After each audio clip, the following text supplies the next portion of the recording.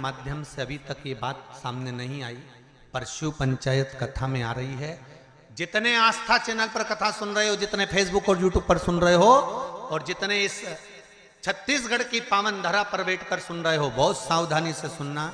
एक प्रश्न हमारे भीतर खड़ा होता है, जब हम सूर्य नारायण भगवान को अर्घ देते हैं, जल चढ़ाते हैं, तो वो जल पृथ्वी पर जब गिरता है तो उसके छींटे हमारे शरीर पर लगते हैं। क्या वो ठीक है? क्या वो श्रेष्ठ है? तो शिव महापुराण की कथा कहती है, जब हम सूर्य को अर्घ देते हैं, सूर्य को जल चढ़ाते हैं, वो पानी जब पृथ्वी पर गिरता है, उसके छींटे हमारे शरीर पर लगते हैं, तो वो श्रेष्ठता का भाव निर्मित करते हैं, वो गलत नहीं हो सकता। कारण अब वो भी समझ लीजिए।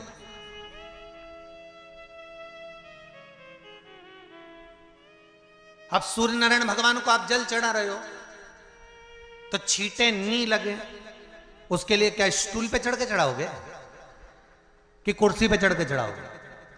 अरे बोलो तो सही। अब कई लोगों के दिमाग में यह बात भरा गई कि हम भगवान को जल चढ़ाते हैं, वो हमारे शरीर में छींटे लगते हैं, जमीन पे से पानी गिरता है, वो हमारे शरीर को छींटे लगते हैं, भगवान को अच्छा नहीं लगता होगा। कौन ने कहा? पहले तो उसको पकड़ के ला।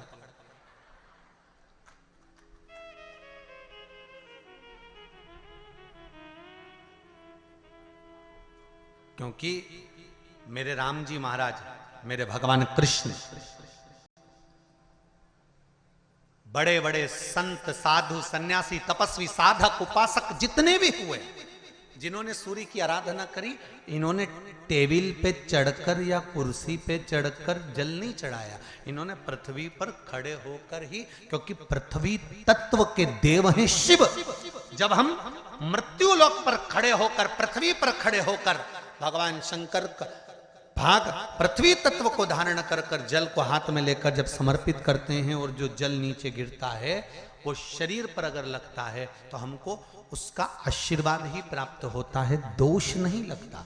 पर लोगों ने इसको विपरीत कर दिया। कि कौन ने विपरीत करा? कई लोगों ने इसको विपरीत कर दिया। कौन ने विपरीत करा? तो जो दूसरे धर्म के लोग होते हैं, जिनको हिंदू धर्म से नफरत होती है और जो हिंदू धर्म की पूजन, सेवा, अर्चना को समाप्त करना चाहते हैं, वो धीरे धीरे धीरे धीरे कहने लगे कि सूर्य को जल चढ़ाओगे तो शरीर में लगेगा, शरीर में लगेगा तो दोष लगेगा। इसको कह कहकर घर घर में सूर्य को जल चढ़ाना लोगों ने बंद कर दिया कि आप जल चढ़ाएंगे तो दोष लगेगा, शरीर पे छींटा लगेगा, शरीर को ऐसा लगेगा। ये दोष नहीं है। कितनी सुंदर बात है महाराज। सूर्य नारायण भगवान को जब जल चढ़ाया जाता है, हाथ सिर से 8 इंच की दूरी पर होना चाहिए। जम के बोलिए, सिर से कितना ऊंचा होना चाहिए? 8 इंच ऊपर अपना हाथ होना चाहिए मस्तक से सूर्य को जल चढ़ाते समय। और ना चांदी का, ना स्टील का, ना लोहे का, ना प्लास्टिक का, ना कांच का, ना सोने का कोई बर्तन, ना कांसे का, ना एल्युमिनियम का, ना पीतल का, केवल एक पात्र होना चाहिए, वो है तांबे का। काय का पात्र होना चाहिए? तांबे का पात्र। और सूर्य नारायण भगवान को जब 8 इंच ऊपर तुम्हारा हस्त है, और जब हम सूर्य को जल चढ़ा रहे हैं, कैसे जल चढ़ाना है वो भी समझ लीजिए। अगर कोई कैंसर का मरीज है, जिसके चेस्ट में कैंसर आ गया हो, लेफ्ट में, राइट में कहीं पर कैंसर आ गया हो, या कोई गठान आ गई हो, तो महाराज आप जल चढ़ाते समय उस जल की धार को सूर्य भगवान को जब चढ़ा रहे हो, तो धार आपकी गठान की ओर जाना चाहिए, जिससे सूर्य की किरण उस जल में से आपके उस स्थान पर पड़े, उस जगह पर पड़े जहां पर गठान है। महाराज आप लगातार जल तो चढ़ाना चालू करो, अच्छे अच्छे डॉक्टर फेल हो जाएंगे और कह देंगे गठान ठीक हो गई।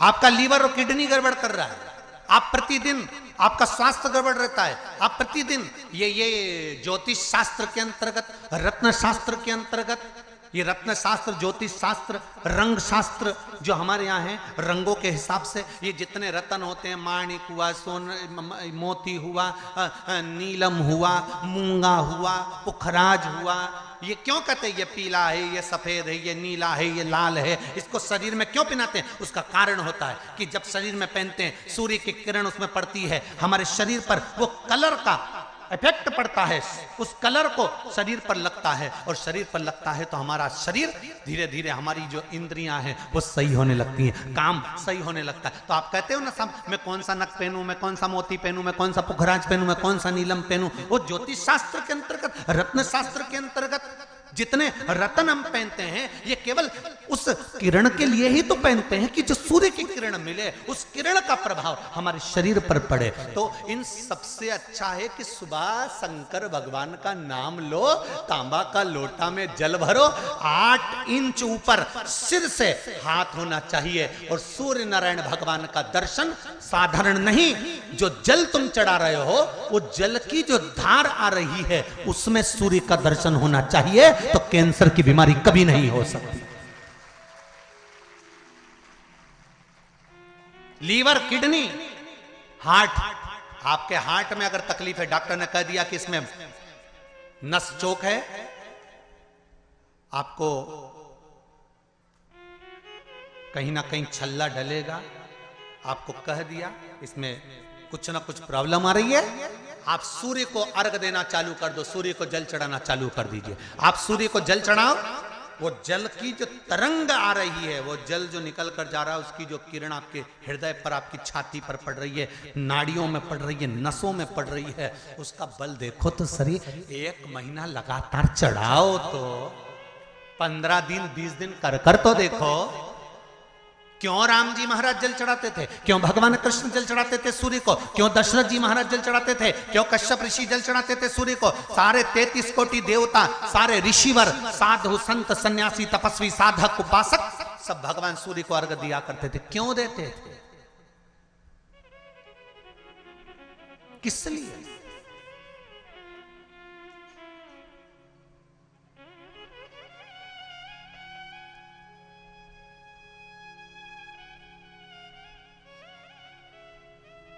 सूर्य नारायण भगवान को जल चढ़ाते समय आपके पंजों की एड़ी ऊंची नहीं होना चाहिए, ध्यान दीजिएगा मेरा।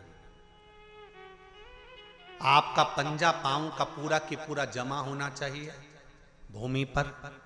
हाथ कितने इंच ऊपर? 8 इंच ऊपर होना चाहिए। जल जो गिरे, सूर्य की किरण, सूर्य का दर्शन उस जल की रोशनी में करना चाहिए। क्या होगा उससे? जिस बच्चे को आंख में चश्मा लगा हो, मोटे से मोटा चश्मा लगा हो, छूट नहीं रहा हो, तो थोड़े दिन उसको सूर्य का अर्घ चढ़वाना चालू कर दो और जल में से सूर्य का दर्शन कराना चालू कर दो। सूर्य का दर्शन जल में से 2 महीना 2.5 महीना बहुत है, आंख की रोशनी बढ़ जाएगी, चश्मा हट जाएगा। आप कर देखिए। अब एक प्रश्न और खड़ा होता है सूर्य को अर्घ देने का। गुरुजी, पंचदेव पंचायत में सूर्य नारायण भगवान शंकर की पंचायत में हैं। सूर्य नारायण को हम फ्लैट में रहते हैं, हम फ्लैट के अंदर रहते हैं, तो हम फ्लैट में रहते हैं, हमारे यहाँ अगर छज्जा नहीं है, हमारे यहाँ जगह नहीं है, तो हम सूर्य को अर्घ कैसे दें? तो महाराज खिड़की तो होगी, अगर घर में फ्लैट में पानी ढुलेगा और आप लोग नहीं समेट सकते तो एक बाल्टी रख लो, एक पात्र रख लो, पर सूर्य नारायण भगवान को अर्घ देकर रोशनी शरीर पर पड़ना चाहिए। जिंदगी में कभी कोई बड़ी बीमारी नहीं आ सकती। कितने लोग देते हैं सूर्य को अर्घ? जरा हाथ उठाओ। बहुत बढ़िया, बहुत जोरदार, बहुत बढ़िया, बहुत जोरदार। पुरुष लोग भी देते हैं ना, चाहे बच्चे से बच्चा, बच्चों के हाथ में भी 1 लोटा पानी पकड़ाओ।